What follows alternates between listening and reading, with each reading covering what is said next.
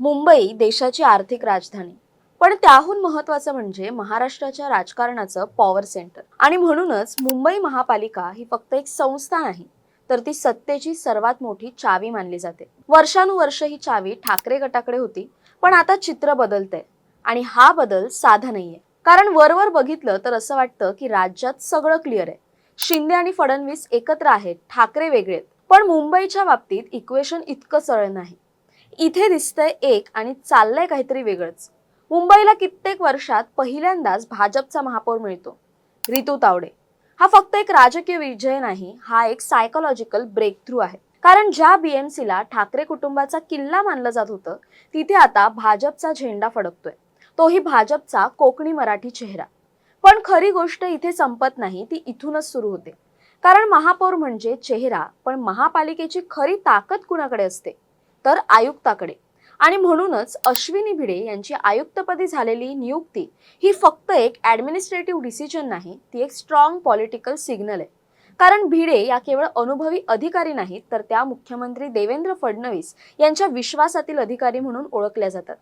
म्हणजे आता पिक्चर असं तयार होतं, वर महापौर भाजपचा आणि खाली पूर्ण ऍडमिनिस्ट्रेशनवर विश्वासू आयुक्त.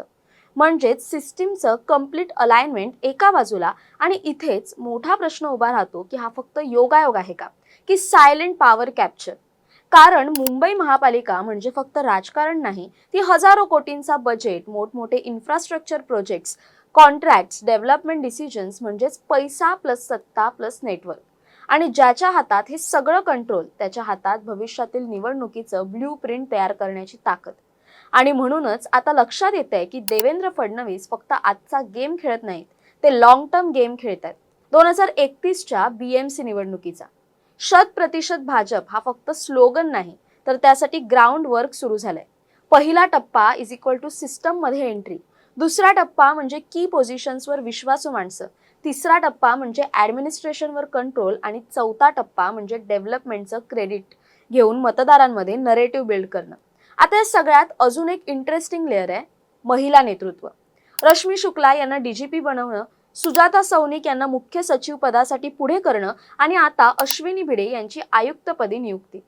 हा पॅटर्न आहे, हा नरेटिव्ह आहे प्रोग्रेसिव्ह लिडरशिपचा. म्हणजे राजकारण फक्त सत्ता नाही, तर परसेप्शनवर सुद्धा बिल्ड केलं जातंय. पण इथे गेम अजून कॉम्प्लिकेटेड होतो. कारण या सगळ्या विजयात एकनाथ शिंदे यांचा वाटा खूप मोठा आहे. पण मुंबई महापालिकेत दिसणारा कंट्रोल कुणाचा, विजिबिलिटी कोणाची, क्रेडिट कुणाकडे जातंय?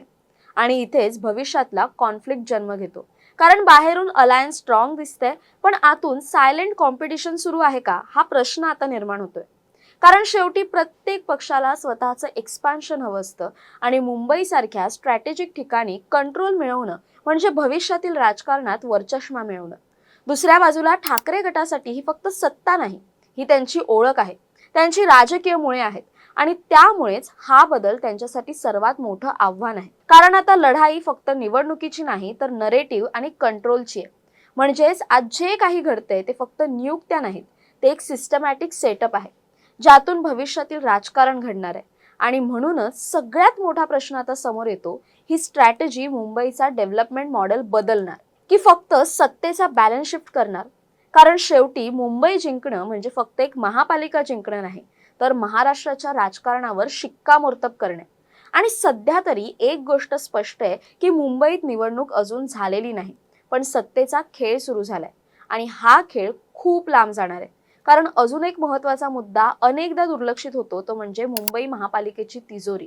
देशातील सर्वात श्रीमंत महापालिका, हजारो कोटींचं बजेट, आणि हा पैसा कुठे खर्च होतो, कोणते प्रोजेक्ट्स पुढे जातात, कोणत्या भागात डेव्हलपमेंट दिसतं, हे सगळं ठरवतं ऍडमिनिस्ट्रेशन. आणि जेव्हा ऍडमिनिस्ट्रेशनवर इनडायरेक्ट कंट्रोल मिळतो, तेव्हा राजकारणातला इम्पॅक्ट अनेक पट वाढतो. याचा सरळ अर्थ असा, उद्या एखाद्या भागात रस्ते सुधारले, पाणी प्रश्न सुटले, मोठे प्रोजेक्ट्स पूर्ण झाले, तर त्याचं क्रेडिट कुणाला जाणार? महापौराला की सरकारला, की त्यामागे स्ट्रॅटेजी बनवणाऱ्या लिडरशिपला? आणि इथेच नरेटिव्ह बिल्डिंग सुरू होतं. कारण मतदारांना दिसते डेव्हलपमेंट, पण त्यामागचं पॉलिटिकल कॅल्क्युलेशन अनेकदा इनव्हिजिबल राहतं. आता या सगळ्यात आणखी एक लेअर ऍड होते, ब्युरोक्रॅसी वर्सेस पॉलिटिक्स. कारण प्रशासनातल्या अधिकाऱ्यांची नियुक्ती ही फक्त कामासाठी नसते, तर ट्रस्ट आणि अलाइनमेंटसाठी असते. आणि जेव्हा मुख्यमंत्री स्तरावरून थेट विश्वासू अधिकारी महत्त्वाच्या पदावर बसवले जातात तेव्हा डिसिजन मेकिंग फास्ट होतं, रेझिस्टन्स कमी होतं आणि पॉलिटिकल इम्प्लिमेंटेशन अग्रेसिव्ह होतं. म्हणजेच पॉलिटिकल विल थेट ग्राउंडवर उतरतं. पण याचाच दुसरा अर्थ असा देखील होऊ शकतो, ऑपोजिशन कडून आरोप वाढणार, पॉवर सेंट्रलायझेशन, सिस्टमवर एकतर्फी पकड असे नरेटिव्ह पुढे येऊ शकतात. आणि मग ही लढाई फक्त डेव्हलपमेंट वर्सेस अपोजिशन राहत नाही, तर परसेप्शन वर्सेस रियालिटी बनते. आणि इथेच मीडिया, सोशल मीडिया आणि पब्लिक डिस्कोर्स यांचा रोल सुरू होतो. कारण आजच्या काळात निवडणुका फक्त बूथवर जिंकल्या जात नाहीत, त्या आधी नरेटिव्हमध्ये जिंकल्या जातात. आणि मुंबईसारख्या शहरात नरेटिव्ह कंट्रोल मिळवणं म्हणजे अर्धी लढाई जिंकणं. दुसरीकडे ठाकरे गट आणि इतर विरोधकांसाठी हा एक वेकअप कॉल आहे. कारण जर सिस्टम लेवलवर चेंजेस होत असतील तर फक्त भावनिक मुद्दे पुरेसे ठरणार नाही, त्यांना इक्वली स्ट्रॉंग काउंटर स्ट्रॅटेजी आणावी लागेल, नाहीतर हळूहळू ग्राउंड स्लिपिंग होऊ शकतो. आणि शिंदे गटासाठीही ही सिच्युएशन इक्वली सेन्सिटिव्ह आहे. कारण एकीकडे सत्ता त्यांच्याकडे आहे, पण दुसरीकडे व्हिजिबिलिटी आणि स्ट्रॅटेजिक कंट्रोल कोणाकडे जातोय हा प्रश्न भविष्यात इंटरनल डायनॅमिक्स बदलू शकतो. अलायन्स टिकवायचं असेल तर बॅलन्स राखणं आवश्यक आहे, नाहीतर सायलेंट फ्रिक्शन मोठ्या पॉलिटिकल शिफ्टमध्ये कन्वर्ट होऊ शकतो. म्हणजेच आता मुंबईत 3 स्तरांवर गेम चालू आहे. 1 उघडपणे सत्तेची लढाई, 2 सिस्टमवर कंट्रोल मिळवण्याची शर्यत आणि 3 फ्युचर नरेटिव्ह बिल्ड करण्याची स्पर्धा. आणि या तिन्ही स्तरांवर जो आघाडी घेईल तोच पुढच्या दशकात मुंबईचं राजकारण ठरवणार. म्हणूनच आज जी पावलं उचलली जात आहेत ती फक्त आजसाठी नाहीत, ती 5 ते 7 वर्षांनंतरच्या पॉलिटिकल लँडस्केपसाठी आहेत. आणि म्हणूनच प्रत्येक नियुक्ती, प्रत्येक निर्णय, प्रत्येक प्रोजेक्ट हा एका मोठ्या चेस बोर्डवरचा मूव आहे.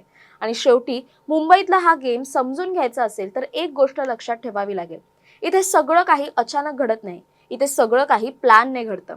आणि सध्या तरी असं दिसतंय की हा प्लॅन खूप खोलवर आखलेला आहे.